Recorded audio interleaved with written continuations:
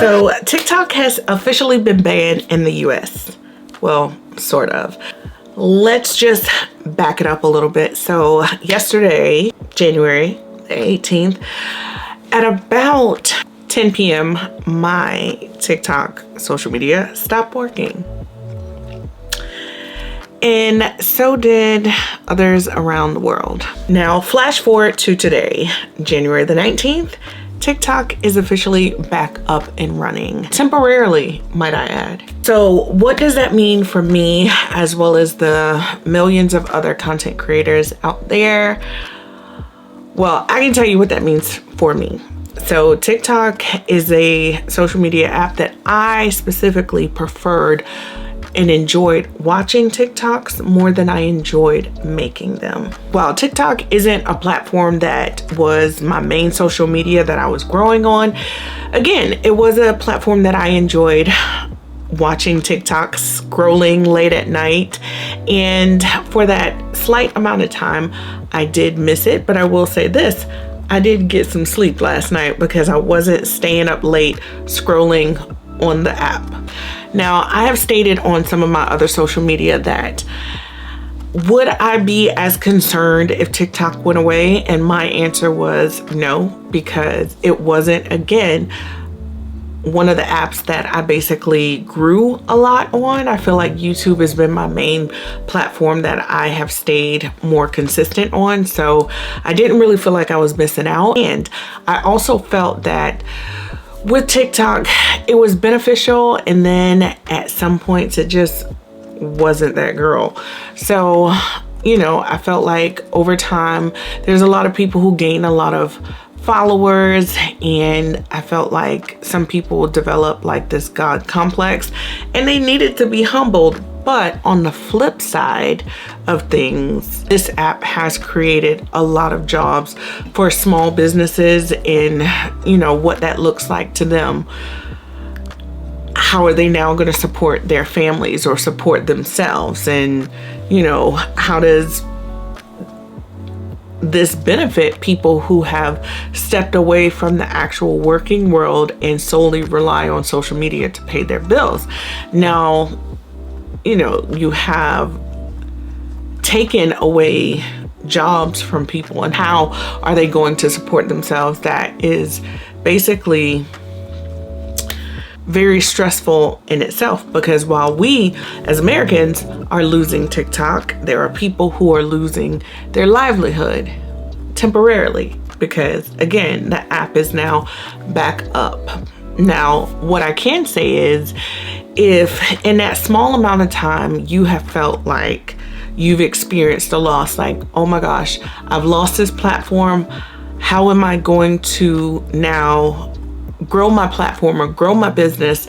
The thing is, this should be a learning lesson for everyone to not just put all your eggs in one basket, because at any given moment, this could all go away, and then what? I feel like for content creators, this is a time where you are able to just kind of restart and reprogram yourself to, if you felt like, oh my gosh, I need to go hard on my social media, like across all platforms. Make sure that, yeah, TikTok was a platform that everybody grew during COVID and some people were able to maintain, but it's just kind of like, now that you know what you know, what are you going to do with the information? How are you going to grow your other social media platforms? Because YouTube is different. YouTube is a platform that, yes, shorts will help you grow your followers, but as far as retention, long form content is what helps you grow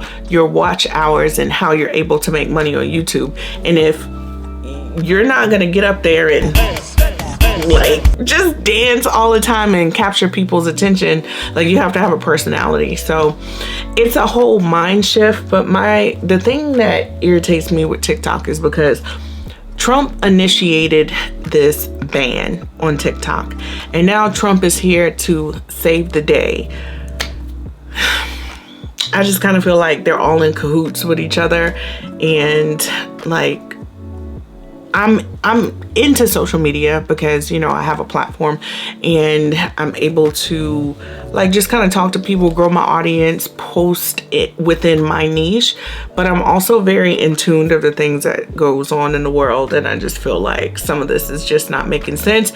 Along with those California wildfires, like why have people stopped talking about them, and why has everybody's attention shifted towards something else? Like there are real life people out there who need help, and it's all a distraction. At the end of the day, it's all a distraction. I'm no conspiracy theorist, and I don't go down too many rabbit holes because I feel like after a while it's just this big mind fuck and it's annoying.